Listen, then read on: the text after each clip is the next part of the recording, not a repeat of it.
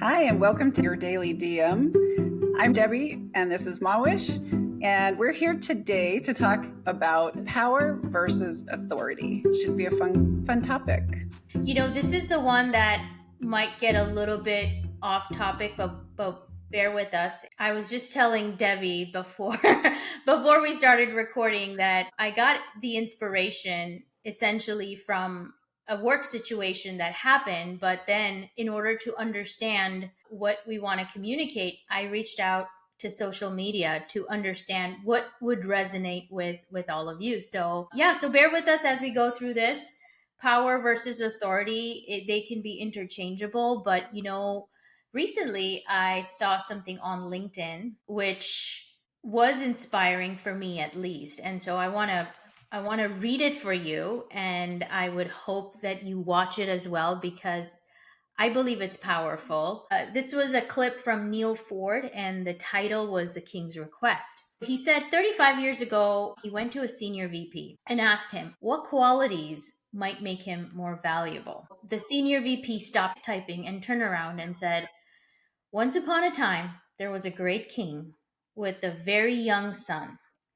And the king summoned one of his advisors, who was not really important. He was not a senior person in his entourage, but just somebody who he trusted. And he called him and he said, 'I love my son more than I can describe, but as king, I cannot devote time to raise and educate him. So I'm giving this very important task to you. You must turn him into a fine young man who will grow into a wise and just leader. You must walk a tightrope and teach him discipline, but never belittle or strike him, but rather make him desire to obey you. Teach him confidence, but give him humility and compassion. Do not just educate him, but ignite within him a love of learning and give him an appetite for different points of view. Incline him towards diplomacy, but cultivate in him a fury to protect the weak and make him suspicious of all those who enjoy power over others. The prince will always be my son,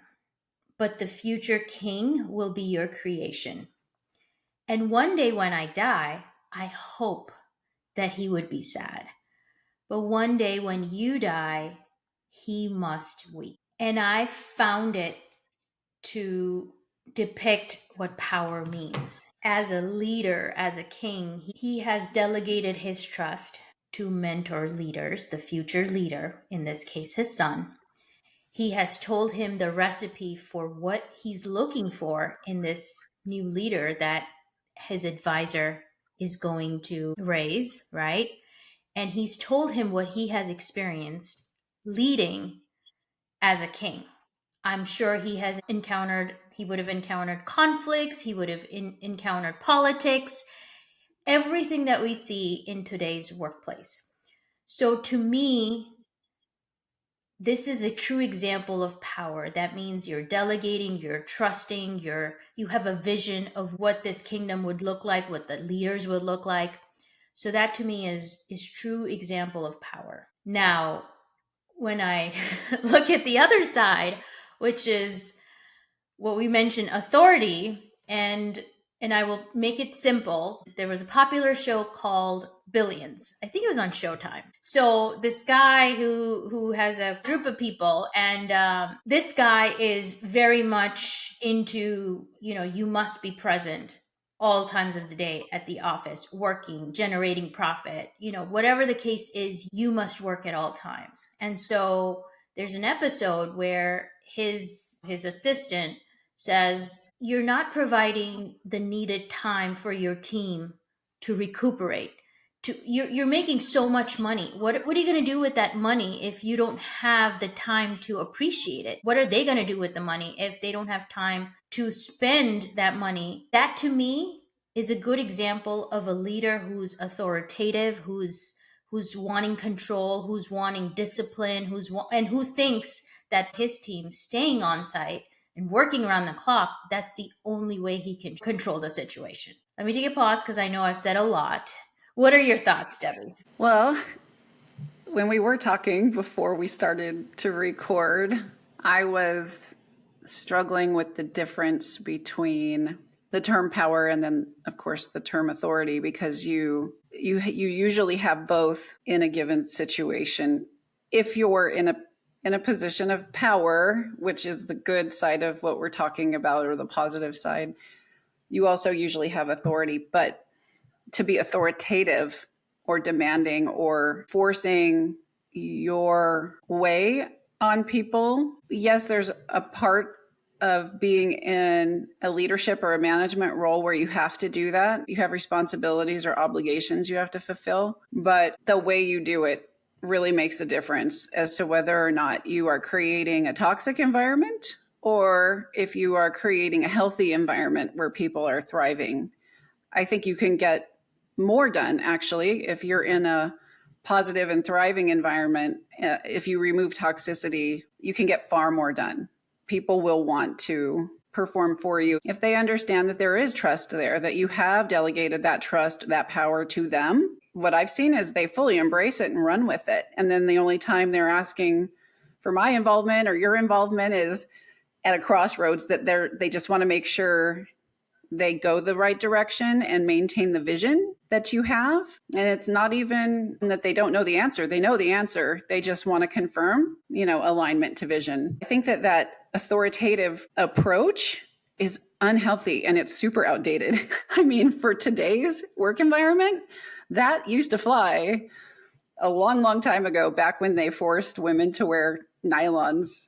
If they wore a skirt to the office, they could tell women to wear skirts to the office, right? We don't do that anymore. And yet we still have some of these outdated authoritative types. But I think that it's becoming less and less tolerated. I don't know. I don't know what you think of that. I still find people that are authoritative in style. Oh, for sure. The question then becomes, if you have an authoritative leader, how do you work with them? And if you are an authoritative leader, how do you change your mindset and how do you change your style? How do you go from an authoritative leader in this situation to more powerful leader, generating power, influencing, as well as delegating that trust? How do you make that switch? I was actually just talking about this the other day to somebody else. Really? Believe it or not. I think that sometimes when people are very authoritative in their role and they come at you like they've got a hammer and that's like the only way they can get something done, I think there's a correlation. I don't have a study to prove this. This is my observation. So let's just get that right. I might be making it up. It might just be me. But I think these people lack creativity. They certainly lack people skills. Yeah. Right? They lack the ability to connect with the people around them. And then on top of it, I think they lack the creativity to recognize that there is more than one way to do something and to accomplish something. In our industry that you and I happen to work in, I've been in it for 25 plus years. And there are certain truths about it, right? There are certain things that will work. Yeah. But then getting to the point where you can make those things exist so they can work. Oh, there's a whole world of how you get from point A to B. And I think some people just don't understand there is more than one way, and you have to connect with the people to extract what they need. And people that are in that toxic headspace, I hate to say it like that, but it is it's unhealthy. It creates an unhealthy environment. I don't see, if I think back through people I've dealt with, there's not a lot of creativity in that sense. Capability to connect with people or creativity for doing things differently or in a creative manner, or even letting go of how I would do it for the sake of teaching the next person how to do it. I agree with you. Do you think it's because there's the creativity part, but there's I don't want to learn. It's worked. Why do I have to change? It has worked over and over for me. It's a proven method. It's my way or the highway because I am in a position of power. Do you think it has to also do with what they think of themselves and Oh, what they for sure. I think maybe this is related to power versus authority, is the view of yourself that you have as you move into roles of greater and greater responsibility. if you bring an ego along and you're not checking yourself, be humble. Like, seriously, we should be really proud of our accomplishments for sure. But yeah, spend that moment and celebrate and then like get back to reality, right? Because the only thing that's changed is you have a different role. That's it. Right. That's it. Exactly.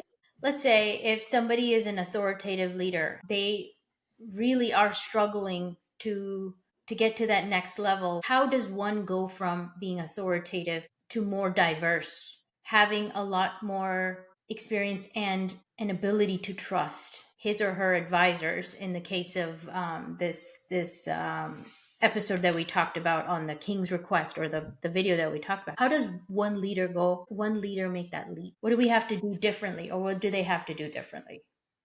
Well, they have to acknowledge they have work to do. Nobody is just automatically a good leader. You have to work at it. So if the person doesn't recognize that they need to work at it, then number one, they're not going to transition, especially if they're reinforcing the belief that their one thing that they keep doing is the thing that works. There's not going to be a reason to change. But if they figure out, this isn't working, or I'm not getting as many results, or now I'm in an environment where everyone's quitting, or people are less likely to put up with me and now it's hurting me and I need to change.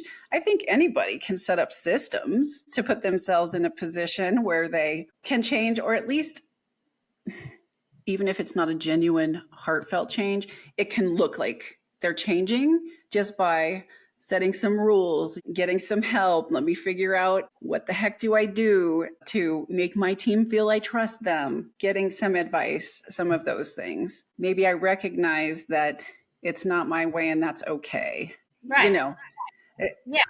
I think there's a personal change that leader has to undergo, because I'm assuming that because they have this authoritative style, they don't believe that somebody else can do it. So you have to be able to change your thinking that maybe the person that I'm going to give this project to, or this task to, could do a much, much better job than I did, because that's okay. That's why they are on my team. They are part of the team, because I don't have to know it all. And I don't want to know it all. That's why you've got advisors, or you've got experts to be able to get you from point A to point B. But that mindset shift, or that ability to recognize that, yeah, I can trust him or her to do it. Well, let's see what happens. And if we fail as a team and we do better.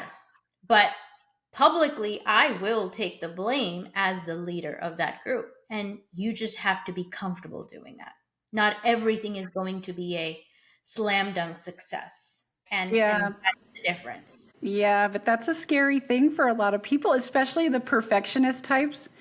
The thought of failure is part of life. It's also, I think, a mindset position on failure too. But if you're a perfectionist, failure is a debilitating thing that forces, I don't want anything getting past me without my stamp of approval, because I'm afraid that if I let somebody else do the thing, that something negative is going to come back. And the whole statement around let's fail as a team, I don't even view failure as a thing that happens. I just see everything as a learning event. If Yeah. it didn't go as planned, it just didn't go as planned. Of course, things don't go as planned all the time, but am I going to label that thing a failure if I learn from it? No. Yeah. But some people, they just don't get there. They're like, I'm afraid to fail. And that brings up another really good point. Do you think leaders become authoritative in their leadership style because of the pressure of a company or environment that you're working in that's very results oriented? So you're measured on results and results only, and there's no room for learning opportunity, right?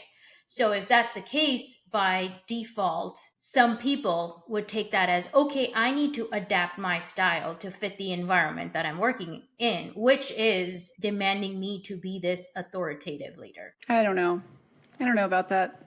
Yes, environment absolutely has an effect on the way you relate to people, but I don't think that anything would justify being super Well, we're talking about authoritative in the sense of you will be here and I'm going to call you Saturday and you're going to work all weekend and we're going to do this until this gets done. You still Exactly. have the choice. I think that we always have a choice how we treat people. And even though environment has an effect on us as people from a stress perspective, there should be no excuse for lashing out. It can happen, right? It can happen from time to time, but when we talk chronic behavior, no, there's not an excuse for that. Yeah. Now I'm going to switch to the other side where we We we talked about touched the good. on the good part. We talked about authoritative. Now let's go to what we consider as a powerful leader from a very generalist sense. Let's say that you're this powerful leader, from our definition perspective, the person, going back to the king example, you are entrusting your advisor to make sure that you raise the future king. Have you had those situations in your career where you have had to delegate something extremely important? Like, think about it. The king doesn't have time to raise this future leader. Have you had that in your career, and what has been the outcome? And has it been better or not so good from your perspective? Oh, yeah, I've had that opportunity. Okay. Generally speaking, if you are pursuing a career and in that career you want to have a large organization, then there is no way that you have the time to do all the things. And you have to develop people to hand over that power to so that they can do the work of developing the people or implementing the thing or solving the problem or just taking the reins and running with what they think the right answer is. I have to rely on those around me, and they do a better job than I would. Absolutely. Absolutely. Right? Yeah. Like the Yep. 100%. But if somebody who's a very green manager or a leader that's coming Yep. up to speed, Yep. I know we've had to go through the same transitions.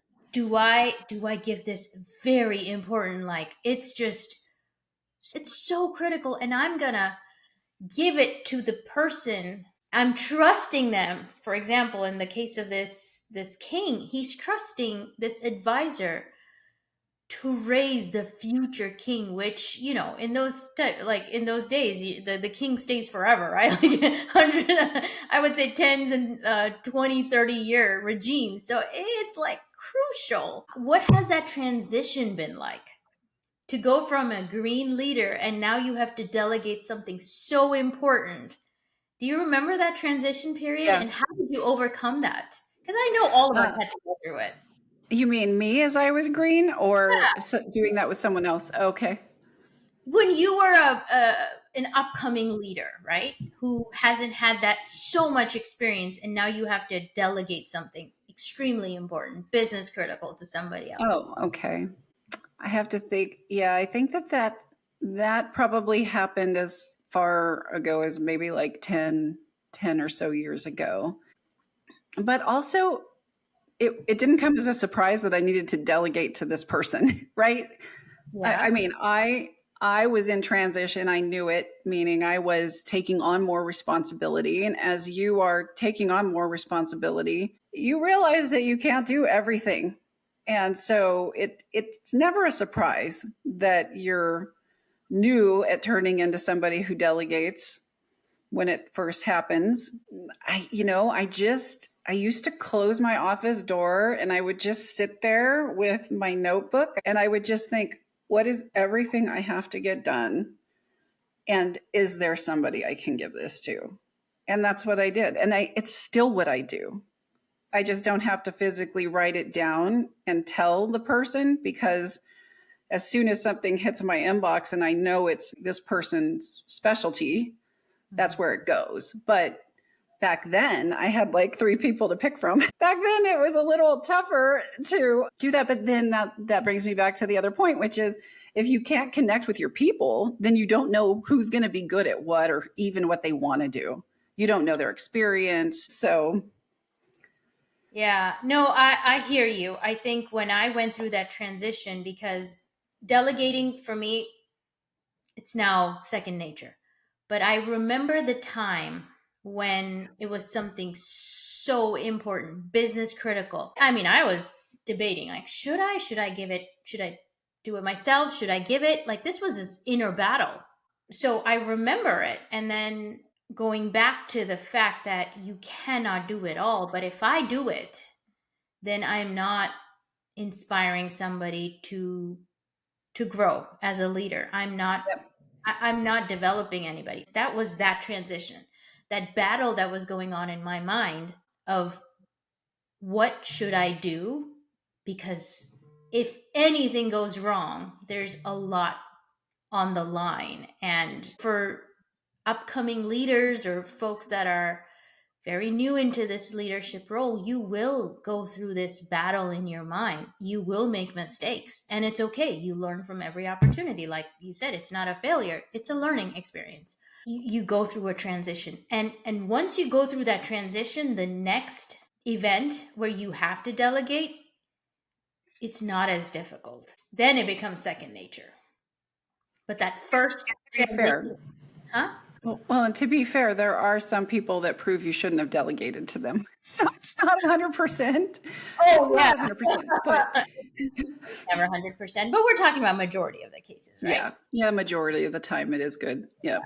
So, we've had a lot of, I believe, good discussion on this topic. Although when we started and we were brainstorming, it was a very vague, like where is this going to go? Is this going to even make sense? So I think it kind of made sense. So let us know your feedback. But we want to summarize today's episode, and hopefully you can gain some insights as to how, as a leader, you evolve. You may start off as authoritative, and then you may evolve into a more powerful leader based on your environment, based on your level of experience, because every experience teaches you something different. We said be humble, be able to learn, right? Going back to the beginning of the episode where we talked about the king entrusting his advisor, not the most senior. In some cases, seniority doesn't have anything to do with trust. The most highly paid advisor, it has nothing to do with that. Somebody that you can connect with, that you believe will do a much better job than you as a leader. That king gave something extremely important for the future of his kingdom. He entrusted this advisor to raise a son. And so it's not going to be at the same intensity in your role or in your company, but think about it. Somebody who you can trust to lead, who you can trust to bring people together, express ideas, and find ways to improve and continue that improvement journey. Versus, we talked about the episode from Billions where Axelrod, I think that was a guy's name, is like, yeah, I need you here at this day because you have to generate profit. If you're working at home, you're not doing any work for me. That means you're not generating profit.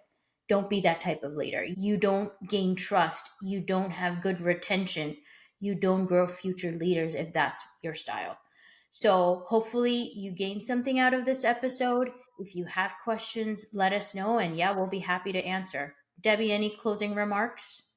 Yeah, the only thing I would add to what you said is if you have people that are working for you and you've never taken the time to just talk to them and ask how they are, how they're enjoying their job, what they think of their career, what they'd like to do, what kind of things make them excited at work, just take the time and spend half an hour and ask them those questions. And what they're probably going to say is, wow, nobody's ever asked me these questions before. I think that if you do that, you will find that you have a lot more available to you than you maybe ever realized, and a lot more capability, and people just waiting for you to give them the opportunity to perform, right?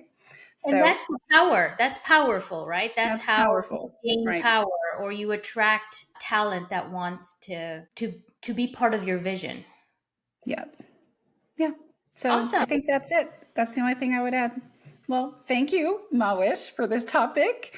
Thank you, It was a Debbie. fun discussion. Hopefully, our audience and the people who are watching like it. Let us know. Yeah. Comment below. We really appreciate when you watch our videos. We're having fun making them. And so, yeah, we look forward to hearing from you. Other than that, we'll see you next time. Bye. Bye.